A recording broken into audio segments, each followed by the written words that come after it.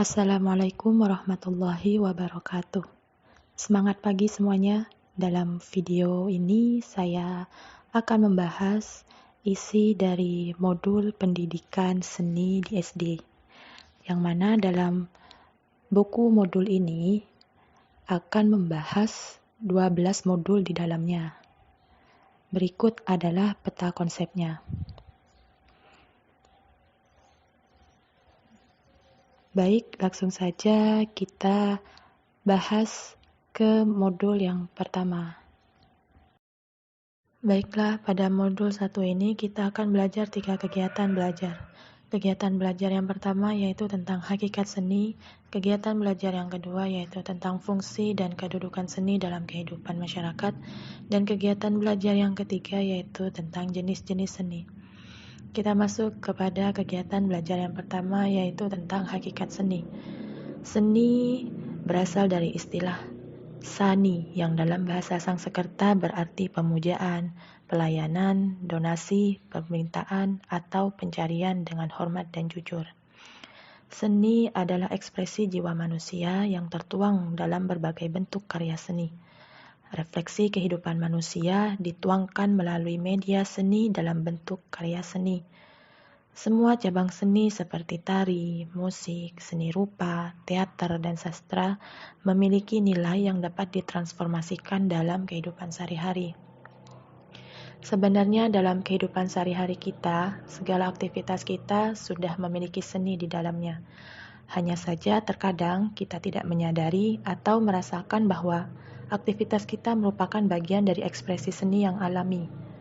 Contohnya, ketika kita hendak pergi keluar rumah, kita selalu saja berpikir mau mengenakan pakaian apa, warna busananya seperti apa, dan tas atau sepatu yang kita padu-padankan menggunakan apa. Nah, aktivitas memilih busana dan kelengkapannya tersebut tanpa kita sadari sudah berkaitan dengan selera estetis atau keindahan dari seni itu sendiri. Secara teori, seni dapat dibagi menjadi 2 bagian. Yang pertama yaitu seni murni dan seni terapan.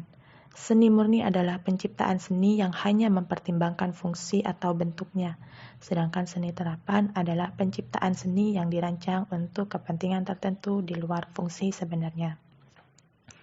Selanjutnya kita masuk ke pembahasan kegiatan belajar yang kedua yaitu tentang fungsi dan kedudukan seni dalam kehidupan masyarakat. Terdapat 2 fungsi dan kedudukan seni dalam kehidupan bermasyarakat. Yang pertama yaitu fungsi seni dalam masyarakat tradisional, dan yang kedua yaitu fungsi seni dalam masyarakat modern. Pembahasan yang pertama yaitu mengenai fungsi seni dalam masyarakat tradisional terbagi menjadi 3 bagian, yakni sebagai pemujaan, sebagai tuntunan, dan sebagai tontonan atau hiburan. Sedangkan seni dalam masyarakat modern memiliki 5 fungsi. Yang pertama, sebagai ekspresi atau aktualisasi diri. Yang kedua yaitu sebagai pendidikan. Yang ketiga sebagai industri. Yang keempat sebagai seni terapi. Dan yang kelima yaitu sebagai komersial. Dan selanjutnya untuk kegiatan belajar yang ketiga yaitu tentang jenis-jenis seni. Jenis-jenis seni di sini ada 3 bagian, yaitu ada seni tari, yang kedua ada seni drama, dan yang ketiga ada seni musik. Seni tari sendiri yaitu maksudnya seni yang dituangkan dalam bentuk gerakan atau koreografi. Seni tari ini adalah bentuk ekspresi jiwa dari manusia yang dituangkan melalui gerakan, yang mana dalam gerakan tari ini dibedakan menjadi 3 bagian, yaitu ada tarian tunggal, tari pasangan, dan tari kelompok. Tari pasangan, tari kelompok, dan tarian tunggal. Maksudnya yaitu tarian tunggal yaitu pemain atau pelaku dari seni tari ini hanya 1 orang. Sedangkan untuk tari pasangan yaitu dilakukan secara berpasangan atau berdua, sedangkan untuk tari kelompok yaitu dibawakan oleh lebih dari 2 orang penari. Dan untuk seni drama sendiri yaitu drama memiliki pengertian yaitu perbuatan atau tindakan. Jadi seni drama di sini yaitu sebuah ekspresi jiwa manusia yang dituangkan dalam bentuk perbuatan, tindakan yang dituntun oleh sebuah naskah yang dipertunjukkan di atas panggung atau dalam sebuah teater. Seperti itu. Jadi untuk seni drama ini adalah suatu perbuatan atau tindakan manusia di dalamnya yang tetap berpatokan dalam sebuah naskah seni itu sendiri. Dan untuk seni musik, yang ketiga yaitu seni musik, artinya yaitu ekspresi jiwa manusia yang dituangkan melalui sebuah bunyi, sebuah suara, yang mana dari unsur-unsur seni musik sendiri yaitu ada 3 bagian, ada komposer, ada pemain musik itu sendiri, dan ada pendengar dari musik itu sendiri. Itulah pembahasan dari modul 1. Baik, masuk kepada pembahasan modul 2, yaitu kita akan membahas 3 kegiatan belajar. Kegiatan belajar yang pertama yaitu unsur-unsur seni musik. Kegiatan belajar 2, unsur dasar dan elemen komposisi tari. Kegiatan belajar yang ketiga yaitu unsur dan prinsip seni rupa. Kita masuk ke pembelajaran pertama atau kegiatan belajar yang pertama yaitu unsur-unsur seni musik. Musik merupakan bagian dari dunia bunyi, suatu seni yang didasarkan pada pengorganisasian bunyi menurut waktu. Kita membedakan musik dari bunyi-bunyi lain dengan mengenali 4 komponen bunyi yang musikal seperti pitch, dinamik, warna suara, dan durasi. Lanjut pada kegiatan belajar yang kedua yaitu tentang unsur dasar dan elemen komposisi tari. Di sini terbagi menjadi 3 bagian. Yang pertama yaitu unsur-unsur dasar tari, yang kedua yaitu elemen komposisi tari, dan yang ketiga yaitu jenis tari. Yang pertama yaitu unsur-unsur dasar tari. Kita sudah tahu bahwa elemen dasar dari tari adalah gerak. Gerak terjadi karena adanya perpaduan antara fungsi-fungsi tubuh seperti perpaduan fungsi otak yang memerintahkan saraf motorik untuk menggerakkan otot-otot jari, mata, tangan, ataupun kepala dan kaki kita.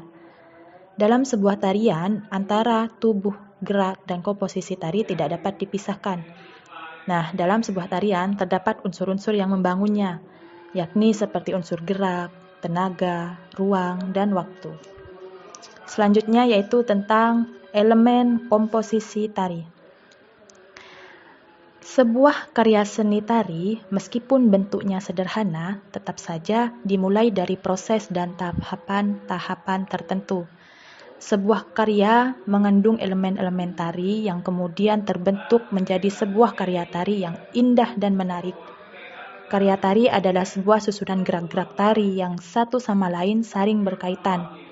Adapun elemen komposisi dari sebuah tarian yaitu ada 11 macam, ada gerak, tema, desain atas, desain lantai, desain musik, desain dramatik, desain kelompok, dinamika, desain kostum, tata rias dan tata panggung, serta tata lampu.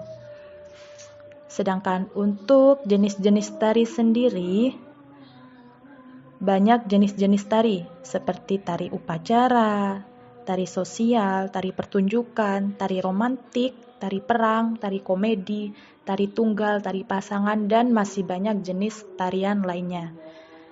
Dengan demikian, kita dapat menggolongkan jenis atau tari yang kita ketahui dengan pengelompokan tersebut, dan yang kita bisa ambil kesimpulan bahwa banyak sekali jenis tarian yang ada di Indonesia ini. Selanjutnya yaitu kegiatan belajar 3 tentang unsur dan prinsip seni rupa. Di sini terdapat 3 bagian, yaitu yang pertama unsur-unsur seni rupa, yang kedua yaitu prinsip seni rupa, dan yang ketiga yaitu karakteristik estetik anak sekolah dasar. Yang pertama yaitu tentang unsur-unsur seni rupa. Unsur-unsur seni rupa sendiri dalam suatu karya yaitu terdapat 5 bagian. Ada garis, warna, tekstur, ruang, dan bidang. Sedangkan untuk prinsip seni rupa, di sini untuk memahami dan menghayati prinsip-prinsip seni rupa yang terdiri atas kesatuan, keseimbangan, irama, penekanan, proporsi, dan keselarasan. Terlebih dahulu, kita harus memiliki pengetahuan tentang penciptaan dan penghayatan yang tepat terhadap sebuah seni rupa. Dan untuk pembahasan yang ketiga yaitu mengenai karakteristik estetik anak sekolah dasar, yaitu secara apresiatif, anak SD atau anak sekolah dasar sudah mampu merasakan dan menilai sesuatu objek yang bersifat indah. Penilaian itu biasanya sangat subjektif dan tergantung pada selera masing-masing. Sedangkan untuk secara ekspresif, anak sekolah dasar sudah mampu mengekspresikan pengalaman estetiknya dalam bentuk-bentuk ekspresi yang spontan, lugas, dan jujur. Bentuk ekspresi anak-anak itu lugas, jujur, dan apa adanya sesuai dengan kepolosan pribadinya selayaknya pada anak SD umumnya. Itulah penjelasan mengenai modul 2. Sekarang lanjut kepada modul 3, yaitu ada 2 kegiatan pembelajaran yang akan kita bahas. Kegiatan belajar yang pertama yaitu tentang kemampuan dasar anak sekolah dasar, dan kegiatan belajar yang kedua yaitu karakteristik seni anak sekolah dasar.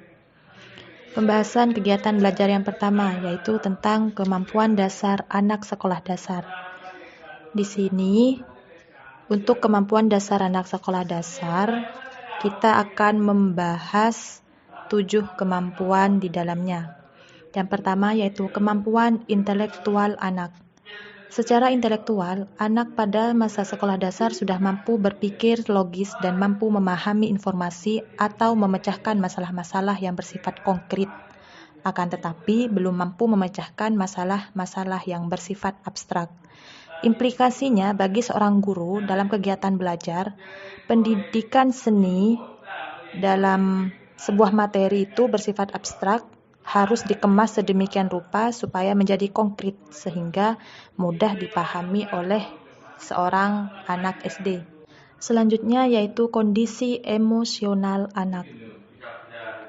Kondisi emosional anak sekolah dasar cenderung labil, mudah berubah-ubah, dan tetapi mudah pulih kembali seperti sedia kala, dan efeknya secara jasmaniah sangat mudah dikenali. Implikasi kondisi emosi tersebut dalam pembelajaran pendidikan seni adalah memberi kesempatan bagi anak untuk dapat mengaktualisasi diri atau mengekspresikan perasaan tersebut melalui berkarya seni yang sesuai dengan minat dan taraf perkembangannya. Dan yang ketiga yaitu kondisi sosial anak. Pada masa sekolah dasar, anak sudah bisa keluar dari lingkungan keluarganya. Mereka mulai menaruh perhatian pada orang lain, mencari teman akrab, mampu bermain dan bekerja sama dengan orang lain dengan mematuhi aturan-aturan kelompok. Implikasinya bagi guru dalam pembelajaran pendidikan seni adalah memilih materi dan metode pembelajaran seni yang berorientasi pada pembiasaan berperilaku sosial anak. Yang keempat yaitu kondisi perseptual anak. Istilah perseptual mengandung pengertian kombinasi antara kognitif dan afektif. Berdasarkan cara pandang kognitif, perseptual diartikan sebagai daya tangkap atau kemampuan seseorang dalam memahami berbagai informasi yang berasal dari luar. Sedangkan dari sudut pandang afektif, perseptual mengandung arti kesan dan tanggap seseorang terhadap segala sesuatu yang berasal dari luar dirinya. Yang kelima yaitu karakteristik fisik anak. Pada masa sekolah dasar adalah masa pendidikan jasmani dan panca indera. Pendidikan seyogyanya mampu memaksimalkan pertumbuhan jasmani dan fungsi panca indera. Pada masa ini anak juga menyukai aktivitas-aktivitas yang bersifat jasmaniah. Implikasinya bagi guru dalam pembelajaran pendidikan seni adalah sedapat mungkin memberi peluang bagi anak untuk bergerak, bermain, dan beraktivitas fisik dalam kesenian. Dan yang keenam yaitu tentang karakteristik estetik anak. Karakteristik estetis anak usia sekolah dasar sifatnya khas berbeda dengan orang dewasa. Hal ini sesuai dengan karakteristik pribadinya yang masih polos, murni, dan jujur. Secara apresiasif, mereka sudah mampu menangkap getar rasa keindahan yang berasal dari luar, meskipun sifatnya masih sangat subjektif. Dan yang ketujuh, yaitu kondisi kreatif anak. Ekspresi dan aktualisasi diri merupakan salah satu kebutuhan psikologis yang penting bagi anak sekolah dasar. Aspek tersebut seyogianya difasilitasi, karena setiap anak sesungguhnya mempunyai bakat kreatif yang dibawa sejak lahir, meskipun kualitasnya berbeda-beda antara anak yang satu dengan yang lainnya. Itulah tentang 7 kemampuan dasar anak sekolah SD. Selanjutnya kita masuk ke pembahasan KB2, yaitu tentang karakteristik seni anak sekolah dasar. Lanjut pada pembahasan kegiatan belajar yang kedua, yaitu karakteristik seni anak sekolah dasar. Di sini ada beberapa bahasan, yaitu ada 5 bahasan di dalamnya. Yang pertama yaitu karakteristik suara anak usia SD. Anak memiliki suara anak, bukan suara orang dewasa. Mereka memiliki suara yang murni, jernih, ringan, dan indah. Ketika mereka bernyanyi, mereka akan menghasilkan suara bernyanyi yang wajar. Biasanya, kualitas suara anak perempuan lebih ringan, bening, dan tipis bila dibandingkan dengan suara anak laki-laki. Semakin bertambah usia, mereka akan menghasilkan suara yang bertambah besar namun tetap ringan. Selanjutnya mengenai karakteristik musik anak. Musik untuk anak-anak tentunya harus disesuaikan dengan karakteristik penikmatnya, yaitu anak-anak. Musik mereka tentunya harus disesuaikan dengan hakikat anak, perkembangan anak yang ditinjau dari segi biologis, jiwa, daya pikir, dan minat anak. Dari segi perkembangan fisik, tentunya pemilihan musik atau lagu untuk anak harus memperhatikan perkembangan gerak psikomotorik anak. Selain musik anak harus sesuai dengan perkembangan fisik, daya pikir, dan minat anak, musik anak juga haruslah musik yang mampu menjadikan dirinya sebagai media pengungkapan perasaan, pikiran, dan isi hati seorang anak. Selanjutnya, pembahasan tentang karakteristik gerak anak. Pada usia 6 tahun, psikomotorik baik motorik halus maupun motorik kasar sudah dianggap berkembang secara mantap dengan frekuensinya pun semakin besar. Anak sangat dinamis dan sangat aktif secara fisik. Dengan karakter gerak seperti ini, anak sudah mampu menarikan tarian dengan gerakan sederhana yang dinamis, yang mana secara singkat karakteristik gerak fisik anak usia sekolah dasar dapat dikatakan bersifat sederhana. Gerakannya biasanya bermakna dan bertema, di mana tiap gerakan mengandung arti atau tema tertentu. Selanjutnya mengenai karakteristik seni rupa anak. Karya seni rupa mereka merupakan suatu ungkapan yang kuat, jujur, langsung, dan berangkat dari dalam diri mereka tanpa ditutup-tutupi dan polos. Ciri ini sangat menonjol pada anak usia sekitar 5-9 tahun. Sering mereka tidak realistis dan tidak sesuai dengan kenyataan. Nah, selain itu, mereka juga memperkuat kesan bergerak sesuatu yang dinamis.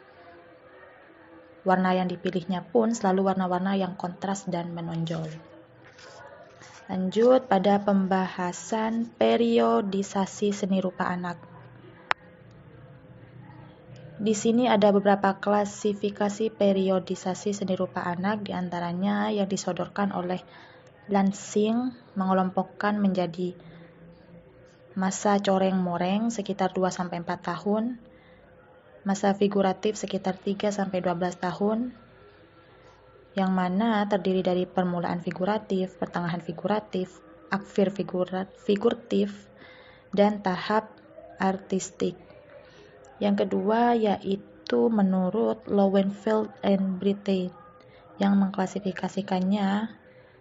Yang pertama, masa coreng-moreng 2-4 tahun, prabagan 4-7 tahun, bagan 7-9 tahun, awal realisme 9-12 tahun, naturalisme 12-14 tahun, dan masa dewasa yaitu 14-17 tahun. Itulah pembahasan dari modul 3. Baik, sekarang kita masuk ke pembahasan modul 4, yaitu ada 3 kegiatan belajar. Kegiatan belajar yang pertama yaitu pendekatan teknologi penciptaan karya seni. Kegiatan belajar yang kedua yaitu ruang lingkup penggunaan teknologi. Dan kegiatan belajar yang ketiga yaitu rencana dan laporan kerja. Kita masuk ke kegiatan belajar yang pertama, yaitu pendekatan teknologi penciptaan karya seni. Ada beberapa pembahasan. Pembahasan yang pertama yaitu mengenai istilah teknologi. Istilah teknologi diperoleh dari kata Yunani, yaitu tekne, yang mengacu pada suatu seni atau keunikan yang mempunyai sistematika logika. Teknologi mempunyai kinerja sistematis, di mana unsur-unsur dalam suatu susunan bentuk, organisasi bekerja saling bergantung dan mempengaruhi. Kinerja penciptaan seni membutuhkan sinergi pikiran, rasa, dan keterampilan, bahkan diantaranya saling memberi dukungan. Oleh karena itu, dalam hal ini, teknologi membantu atau mendorong percepatan kinerja otak dan rasa. Selanjutnya yaitu pembahasan cakupan teknologi. Teknologi hadir karena manusia harus mempertahankan hidup dibandingkan ketika manusia purba dalam kehidupannya yang masih sederhana.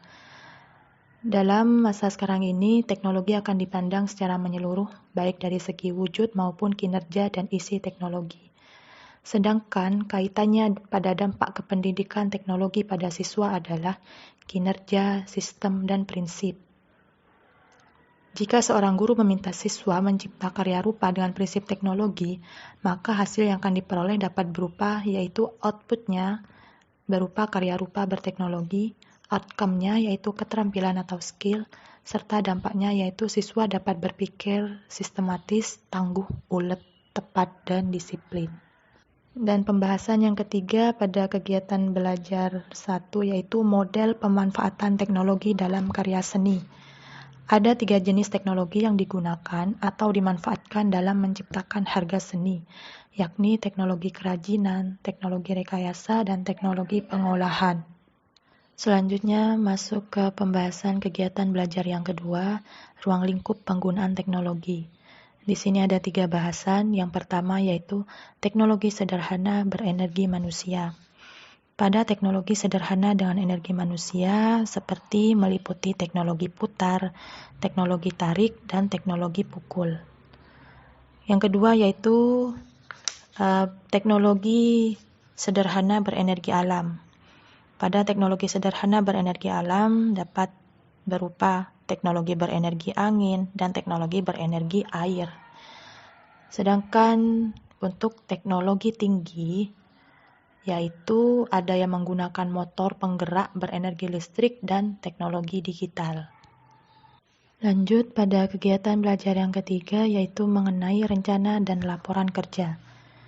Ide dan gagasan dalam menciptakan karya seni dengan memanfaatkan teknologi perlu dituangkan dalam sebuah rancangan yang meliputi karya apa yang akan dibuat, bagaimana latar belakang munculnya ide dan gagasan, dan manfaat karya tersebut.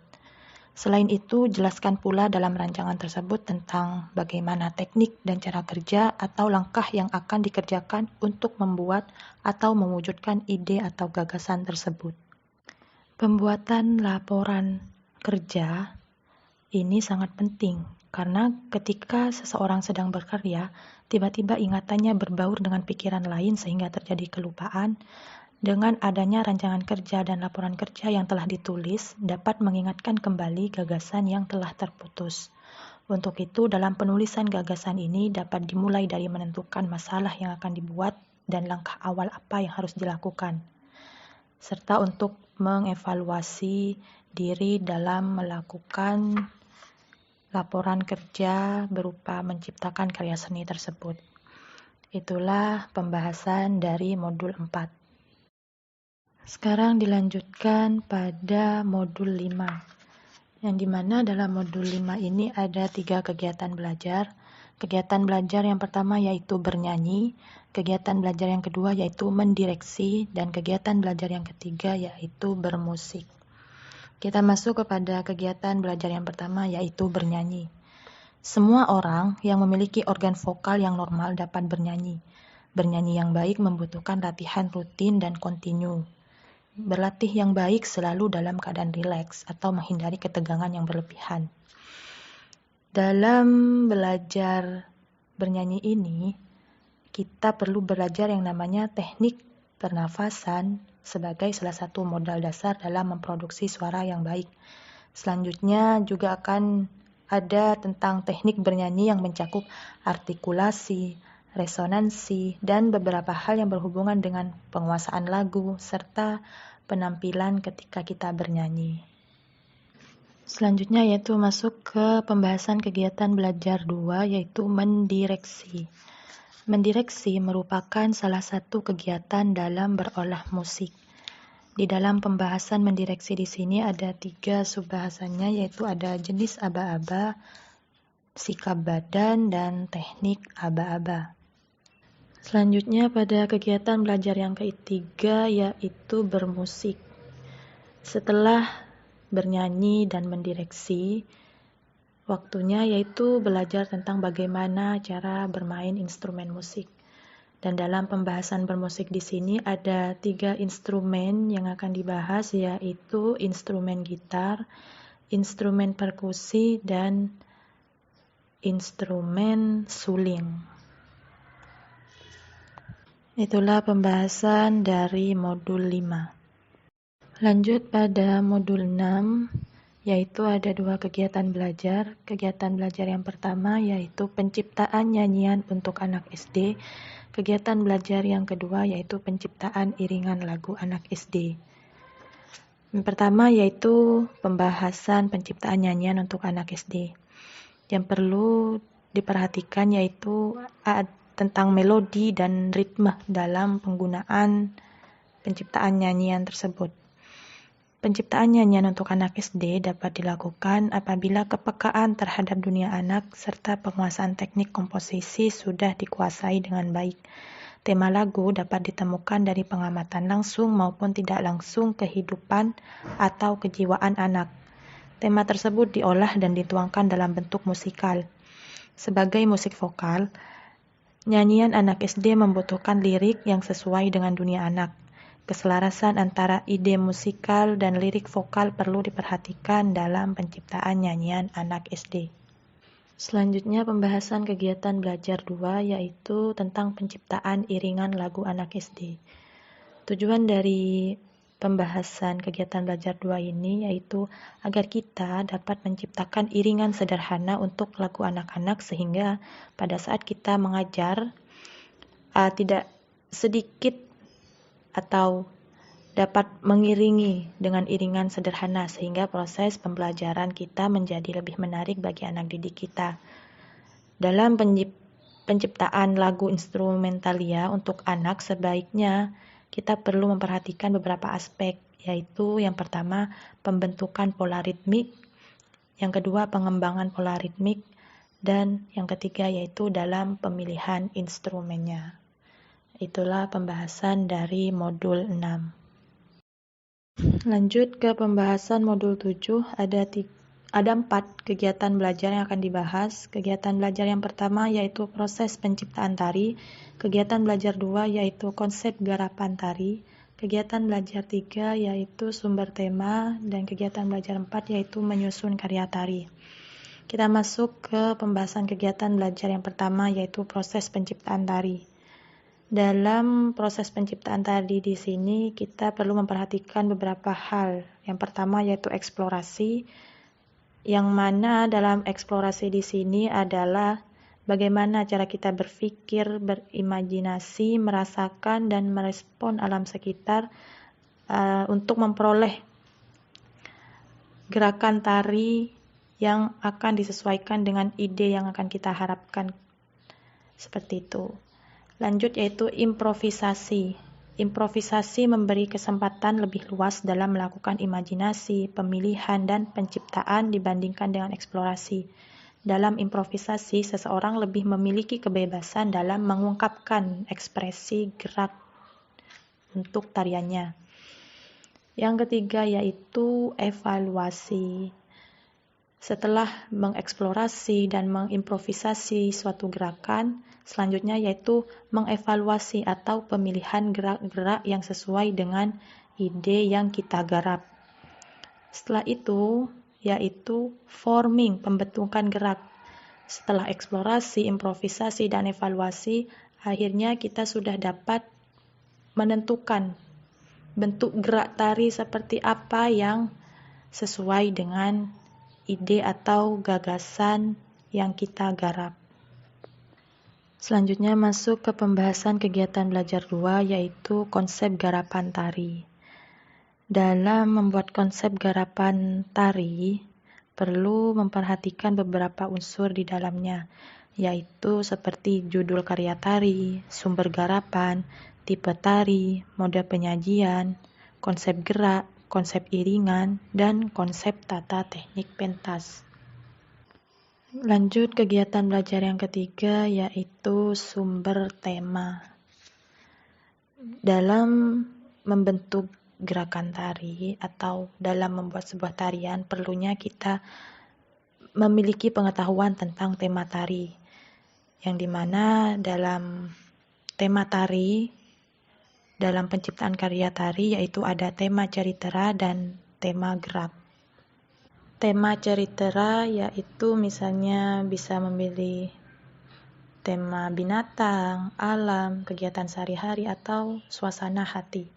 Sedangkan untuk tema gerak yaitu gerak anggota tubuh, seperti gerakan kaki, gerak tangan, gerak badan, dan gerak kepala. Dan untuk kegiatan belajar yang terakhir pada modul 7 yaitu menyusun karya tari. Langkah awal dalam memulai menyusun karya tari yaitu dapat dilakukan dengan pemilihan tema cerita. Tema apakah yang akan Anda pilih untuk sebuah tarian, utamanya tarian anak-anak misalnya. Lalu gerakan seperti apa gerak bertari yang sesuai dengan tema yang telah dipilih tersebut. Seperti itu dalam menyusun karya tari. Itulah pembahasan dari modul 7. Sekarang masuk pada pembahasan modul 8, yaitu ada kegiatan belajarnya sebanyak 3 kegiatan belajar. Kegiatan belajar yang pertama yaitu mencipta karya seni rupa Dwi Matra. Kegiatan belajar 2 yaitu mencipta karya seni rupa Tri Matra, dan kegiatan belajar 3 yaitu menyusun tugas mencipta karya seni rupa untuk anak SD. Masuk ke pembahasan kegiatan belajar yang pertama yaitu mencipta karya seni rupa Dwi Matra. Karya seni rupa Dwi Matra atau 2 dimensi adalah jenis karya seni rupa yang ditandai dengan ukuran atau dimensi luas, yaitu panjang dan lebar. Oleh karenanya, bentuk karya ini berupa bidang datar. Karya seni rupa Dwi Matra ini ialah menggambar, seni lukis, dan mencetak dengan berbagai medium, seni ilustrasi, seni grafis, desain reklame, serta yang lain yang bercirikan ukuran luas. Selanjutnya pada kegiatan belajar 2 yaitu mencipta karya seni rupa Tri Matra. Karya Tri Matra yaitu karya yang mempunyai nilai ruang dan isi. Karya ini ditandai oleh ukuran panjang, tinggi, dan lebar. Sedangkan untuk bentuknya bervariasi, seperti bentuk teratur maupun bentuk tidak beraturan sesuai dengan rancangannya.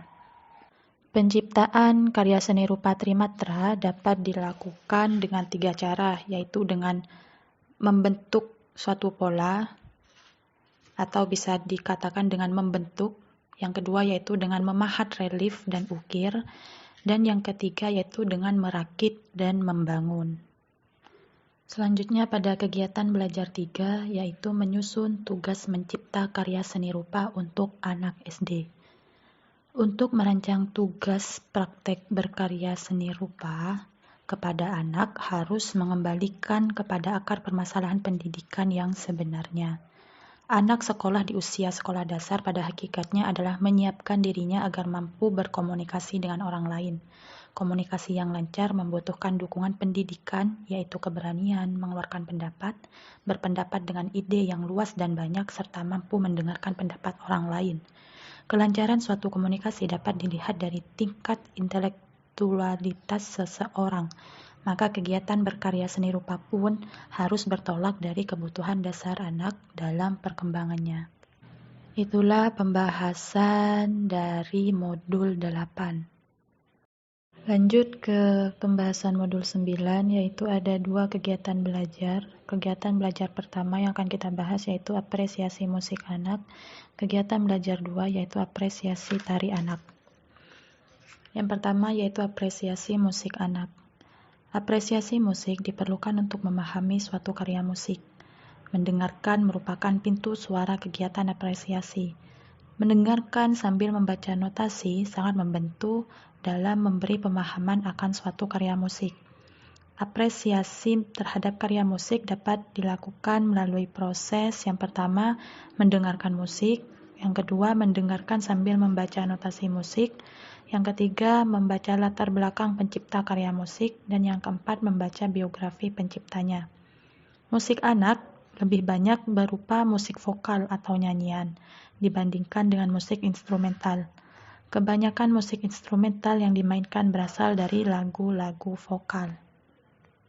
Selanjutnya yaitu kegiatan belajar 2 tentang apresiasi tari anak. Di sini membahas 3 subbahasan, yaitu yang pertama tari tradisional Indonesia, yang kedua yaitu apresiasi tari kreasi baru anak atau tari modern, dan yang ketiga yaitu manfaat kegiatan mengapresiasi tari bagi anak. Apresiasi tari diperlukan untuk memahami suatu karya tari, baik tari tradisional maupun tari modern. Menyaksikan pertunjukan sambil menghayati isi teks atau naskah cerita membantu memberi pemahaman akan suatu karya tari. Apresiasi tari dihasilkan dari proses seperti yang pertama menyaksikan pertunjukan tari, yang kedua mengamati sambil memahami teks atau naskah tari, yang ketiga membaca latar belakang penciptaan karya tari, dan yang keempat membaca biografi pencipta, koreografer dari tari tersebut. Itulah pembahasan dari modul 9. Baik, masuk pada pembahasan modul 10, yang mana dalam modul 10 ini ada 3 kegiatan belajar di dalamnya. Yang pertama yaitu manfaat belajar seni bagi anak usia SD, yang kedua karakteristik seni rupa anak, yang ketiga yaitu periodisasi gambar anak. Masuk pada kegiatan belajar yang pertama yaitu manfaat belajar seni bagi anak usia SD. Jika seni dipunyai oleh setiap orang dan secara naluriah dilakukan, maka diperlukan kehadiran pendidikan seni di sekolah. Anak usia SD yang menerima pelajaran seni diharapkan mempunyai dampak ganda. Di samping mampu menggambar, juga berkembang kepekaan rasa keindahan, kreativitas, percaya diri, dan mampu menerjemahkan simbol visual yang diutarakan oleh orang lain. Secara garis besar, manfaat belajar seni rupa dapat diuraikan menjadi 4 bagian. Yang pertama yaitu seni rupa sebagai bahasa visual. Yang kedua yaitu seni membantu pertumbuhan mental. Yang ketiga yaitu seni rupa membantu belajar bidang yang lain. Dan yang keempat yaitu seni sebagai media bermain. Lanjut pada kegiatan belajar kedua yaitu karakteristik seni rupa anak. Dalam pembahasan kegiatan belajar kedua ini ada 3 poin yang akan dibahas. Yang pertama yaitu istilah menggambar dan melukis. Yang kedua yaitu tema karya seni rupa anak. Dan yang ketiga yaitu ciri umum lukisan anak. Yang pertama yaitu istilah menggambar dan melukis. Istilah menggambar diangkat dari bahasa Inggris to draw, sedangkan melukis dari kata to paint. To draw berarti menggores atau membuat garis atau berupa garis. Berkait dengan karya seni rupa, istilah menggambar ialah kegiatan menggores sehingga membentuk bidang gambar. To paint berarti mengecat atau membuat blok dengan warna. istilah melukis untuk menunjukkan karya gambar yang dihasilkan dari berbagai kegiatan memblok warna. Yang kedua yaitu tema karya seni rupa anak. Tema adalah masalah pokok yang ditawarkan yang akan dibahas atau menjadi pembahasan. Jika dikaitkan dengan lukisan, maka yang dimaksud tema adalah ide pokok dalam sebuah cerita yang dikemukakan senimannya, yang tentu saja lewat medium karya lukis.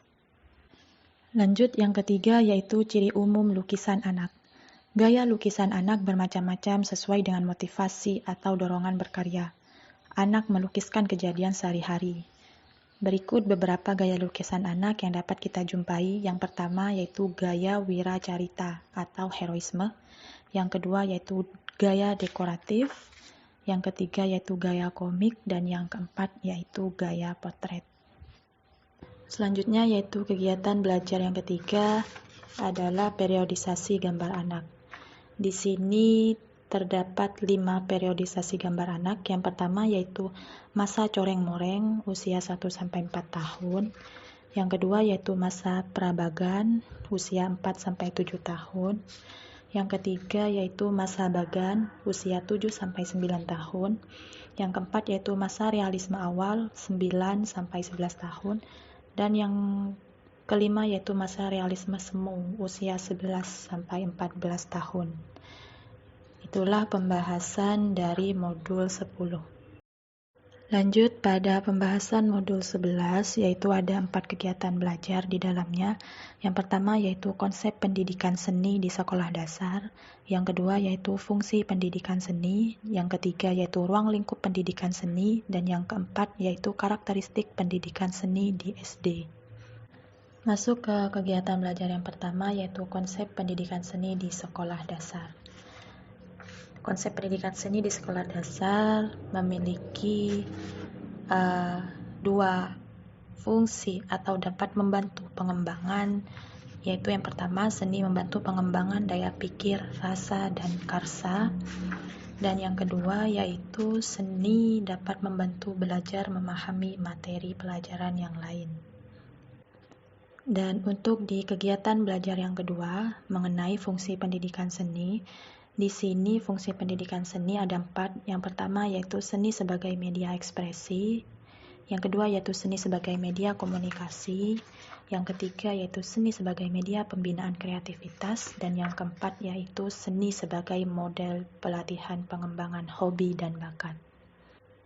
Dan untuk kegiatan belajar yang ketiga yaitu mengenai ruang lingkup pendidikan seni.